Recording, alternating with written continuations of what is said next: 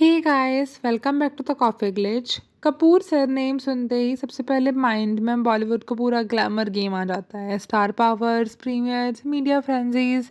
पर पूरी फिल्मी फैमिली होने के बाद भी एक ऐसी मेंबर जो हमेशा स्पॉटलाइट से दूर रही, रिद्धिमा कपूर साहनी।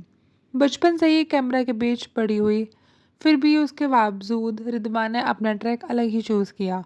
ना कोई फिल्म डेब्यू, ना कोई फ्लैशी मीडिया प्रमोशंस, बस कभी कभी पब्लिक इवेंट्स या कैजुअल इंटरव्यूज़। एक तरह से उन्होंने कपूर होने का मतलब ही थोड़ा रीडिफाइन कर दिया। और यही सवाल उठता है कि जब इंडस्ट्री का हर दरवाजा खुला था तो क्यों रिद्धिमा ने इतने साल तक बॉलीवुड से दूर रहने का डिसीजन लिया। और यही स्टोरी इंटरेस्टिंग हो जाती है। कपूर फैमिली के डायनामिक समझे बिना रिद्धिमा कपूर की चॉइसेस को समझना मुश्किल है। Riddhima grow up in the घर जहाँ फैमिली लेगेसी नॉर्मल था, पर उनके parents specially Rishi Kapoor industry की हर रियलिटी को पर्सनली जानते थे, पर्सनली एक्सपीरियंस कर चुके थे। ऋषि जी को पता था कि स्टारडम सिर्फ रेड कार्पेट और लाइमलाइट तक नहीं होता। हर ग्लैम फोटो के पीछे intense pressure, constant judgement and personal life पर हैवी ट्रोल भी होना होता है। नीतू कपूर ने भी हमेशा प्रोडक्टिव रही। इंटरव्यूज़ में उन्होंने कभी डायरेक्टली नहीं बोला, पर उनके हिंट से लगता था कि वो भी चाहती हैं कि उनकी बेटी एक स्टेबल प्राइवेट लाइफ चूज़ करें। रिद्धिमा ने भी शायद ये फील किया, और एक्टिंग का डिसीजन उनके पापा को हर्ट कर सकता था। दूसरा एंगल ये भी रहा है कि बॉलीवुड ट्रेडिशनली डॉटर्स के लिए ज़्यादा हार्श था। जब इंडस्ट्री में व्यूमेन को इक्वल रिस्पेक्ट नहीं दी जाती है, तब नेचुरली फैमिली अपनी बेटी को वहाँ भेजने से हेजिटेट करती है। रिद्धिमा के लिए लंदन में फैशन डिज़ाइनिंग का पढ़ना और अपनी प्रोफेशनल आइडेंटिटी को क्रिएट करना शायद ज़्यादा सेफर और सेटिस्फाइंग ऑप्शन था। लंदन के फैशन स्कूल से पास आउट होने के बाद उन्होंने अपने ज्वेलरी एंड डिज़ाइन ब्रांड्स को बिल्ड किया। एक ऐसा करियर जहाँ क्रिएटिविटी भी और प्राइवेसी भी थी। 2006 में उन्होंने शादी कर ली दिल्ली बेस्ड बिजनेसमैन भरत साहनी से, एंड 2011 में उनकी डॉटर समारा का बर्थ हुआ। ये सब देख के लगता है कि रिद्धिमा ने अपनी लाइफ खुद ही अपने टर्म्स पे डिज़ाइन की, विदाउट बॉलीवुड की कॉन्स्टेंट स्पॉटलाइट। आज जब वो फाइनली अपनी एक फिल्म का डेब्यू अनाउंस करती हैं तो सिर्फ एक करियर मूव नहीं लगता, ये उनके लॉन्ग लास्टिंग कंफर्ट जोन से बाहर निकलने का सिग्नल है। कपिल शर्मा के अपोजिट उनकी फर्स्ट मूवी के रूमर्स इसलिए भी बस क्रिएट नहीं कर रहे क्योंकि शी इज़ ए कपूर, बल्कि इसीलिए भी क्योंकि ये स्टेप उनकी पूरी जर्नी को एक नया डायमेंशन देता है। अब बात करें तो रिद्धिमा कपूर के डेब्यू और टाइमिंग के रिएक्शन की। Think about it. Ranbir, Karisma, Kareena, सब लोग अपने करियर के पीक पर पहुंच चुके हैं जब रिद्धिमा फाइनली डिसाइड किया कि मैं कैमरा के सामने आना चाहिए। 40+ ईयर्स में फिल्म डेब्यू करना कोई छोटी बात नहीं है, स्पेशली जब आपका नाम और सरनेम में कपूर हो। जब कपिल शर्मा के साथ उनके फिल्म प्रोजेक्ट की खबर आई तो लोगों को सरप्राइज होना नेचुरल था। बहुत सारे फैंस को ने यह बोला कि मे बी रिद्धिमा को लगा होगा कि इंडस्ट्री ज़्यादा वेलकमिंग है, ये शायद उन्होंने अपनी पर्सनल प्रायोरिटी सेटल कर ली है। कुछ लोगों ने तो ये भी स्पेकुलेट किया कि कपिल ने उनका नाम सजेस्ट किया, विच सोर्स कनेक्शंस हेल्प करते हैं, बट एफर्ट्स भी ज़रूरी हैं।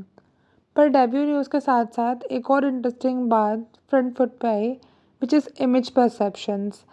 फराह खान के व्लॉग में रिद्धिमा दिखी calm, polite, almost too sweet, and वो लोगों को काफ़ी डिफरेंट लगी क्योंकि उन शोज़ में जहाँ उनका एटीट्यूड थोड़ा गार्डेड होना, कॉकी होना लगता था, नेटिजन्स ने तुरंत कंपेयर करना स्टार्ट किया। कौन सी रिद्धिमा असली है, फराह के व्लॉग में आने वाली है, पुराने इंटरव्यूज़ वाले and in the Bollywood vibe show. Social media पर कुछ कमेंट्स आए कि शायद ये कैलकुलेटेड मूव है, फिल्म रिलीज से पहले की पब्लिक इमेज को बिल्ड किया जा रहा है। लेकिन ऑनेस्टली ये भी पॉसिबल है कि टाइम के साथ उनका नेचर जेन्युइनली थोड़ा चेंज हो गया हो। लोग ग्रो करते हैं, पर्सपेक्टिव शिफ्ट होते हैं। या एक और पॉइंट आता है कि जो मुझे पर्सनली इम्पोर्टेंट लगा, which is privilege versus personal choice. हाँ, रिद्धिमा के पास पावरफुल सरनेम था, इस वजह से डोर्स ओपन थे, ऑब्वियस था। बट अपने कंफर्ट जोन को छोड़कर नई फील्ड में स्टेप लेना, स्पेशली जब आप ऑलरेडी सेटल्ड हो, वो भी इजी नहीं होता। 45 की एज में एक्टिंग करियर को स्टार्ट करना एक्चुअली एक बोल्ड डिसीजन है। और अगर हम बॉर्डर पिक्चर देखें तो एक मैसेज बहुत इंस्पायरिंग है। सोसाइटी ऑफन वुमन को कहती है कि एक सर्टेन एज के बाद नई शुरुआत पॉसिबल नहीं होती। रिद्मा का स्टेप रिमाइंड करता है कि ड्रीम्स को एक्सपायरी डेट नहीं मिलती। चाहे करियर चेंज करना हो, स्किल सीखनी हो या कोई पैशन परस्यू करना हो, अगर आप रेडी हो तो आप स्टार्ट कर सकते हो। इसके बाद अगर हम थोड़ा फोकस करें पब्लिक परसेप्शंस एंड रिएक्शंस पर, सिर्फ रिद्मा के नहीं बल्कि उनकी डॉटर समायरा पर भी। फराह खान के व्लॉग के बाद समायरा के कमेंट्स, एक्सेंट, छोटी मोटी हैबिट्स सबको डाइसेक्ट करना शुरू कर दिया लोगों ने। फ्रैंकली मुझे ये पार्ट बिल्कुल अननेसेसरी लगा। शी इज़ अ टीनेजर, बस अपना नॉर्मल सेल्फ दिखा रही थी, पर इंटरनेट को जज करने की मौका मिल रहा था तो कोई मिस नहीं करता। यहाँ पर एक बड़ा थॉट आता है कि हम कितनी जल्दी किसी वुमन को और उसके फैमिली को पब्लिक ओपिनियन से टारगेट बना लेते हैं। रिद्मा का एक डेब्यू एक पर्सनल माइलस्टोन है, लेकिन लोगों ने उसके हर जेस्चर को, प्रिविलेज को प्रिंस से एनालाइज करा। हाँ, कपूर बैकग्राउंड एक एडवांटेज है, इसमें डाउट नहीं है, पर इसका मतलब ये भी नहीं है कि उनका हार्ड वर्क, उनका डिसीजन मेकिंग इररिलेवेंट हो जाता है। मेरे लिए सबसे इम्पोर्टेंट टेक अवे ये है कि रीस्टार्ट करने की कोई एज लिमिट नहीं होती है। सोसाइटी अक्सर मैरिज को एक एंड पॉइंट की तरह प्रोजेक्ट करती है, जिसे शादी के बाद कुछ और प्रूव करना ज़रूरी नहीं।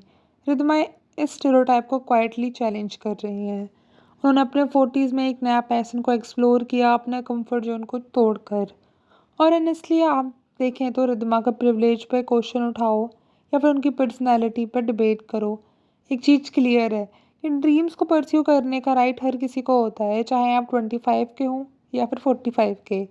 मेरी पर्सनल ओपिनियन या रिद्मा का एक मूव एक रिमाइंडर है, आप अपनी लाइफ में किसी भी स्टेज पर हो, किसी भी चैप्टर पर हो, आप एक नया फ्रेश चैप्टर शुरू करना चाहते हो तो start small, start late, start awkward, but start ज़रूर करो। अब आप लोग बताओ, आपको क्या लगता है कि रिद्मा का डेब्यू सिर्फ एक इमेज क्लीनिंग स्ट्रेटजी है या फिर जनरली उनका पैशन है जो फाइनली स्पॉटलाइट में आ रहा है? और अगर आपको ये वीडियो अच्छा लगा है तो मैंने ऐसी एक और वीडियो स्क्रीन पे लगा दी है, play till, like the video and subscribe to the channel Coffee Glitch. मैं मिलती हूँ आपसे न्यू वीडियो में। Till then stay sharp, stay happy and don't fall for filters and also keep chasing your own dreams.